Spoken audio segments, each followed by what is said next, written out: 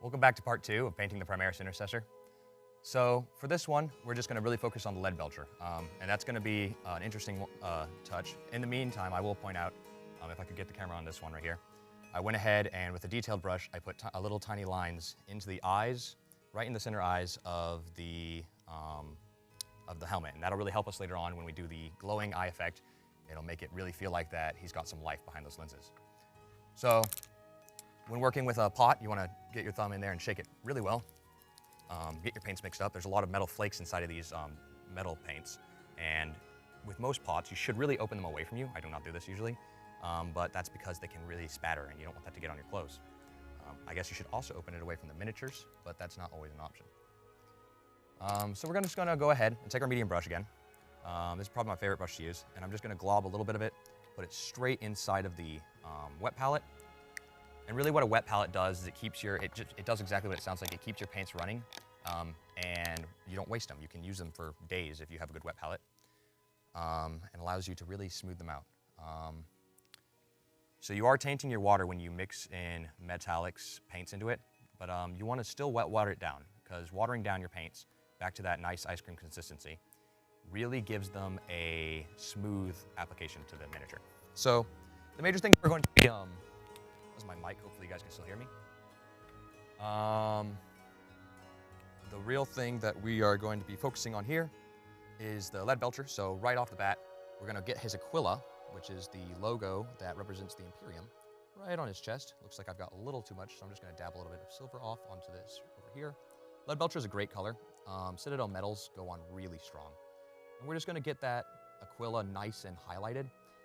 The Aquila is really, as well as a symbol of the Imperium, it's a symbol of the Emperor himself. And it is an honor that the Astartes alone hold to wear it. And it dates back all the way to the Great Crusade, 10,000 years in the past of this game. So we're going to go ahead and just really easily just get a nice simple base coat on. We're not looking for perfection, remember. We're just trying to get it up to this point where we can play it in a game. I'm going to, just because I like to, I'm going to get the little sights metal on there. And you can see that really makes them pop. And there's a lot of other little things you can touch with the metal, but we're going to keep it simple for today, just out of the sake of time. Maybe touch a little bit of the knobs there. Easy. All right, and one other thing I'm going to do, you don't have to do this yourself, but along with the hoses on his head, which I'll get in a later time, because I think that really makes it stand out, Iron Hands are really known for augmetics. They believe the flesh is weak and that they must strengthen themselves using bionic parts. So we're going to paint his hand with that lead belcher, and it'll give it that nice augmetic feel. And that right there, and you can see you're just going one simple coat, and it actually goes on a lot stronger than the white. And then you have a lot of paints that are going to be that way. There we go. I also like to touch up the exhaust ports on the thing, but that's personal preference. And once you paint your satchels with leather, you may want to touch the buttons and the things on those.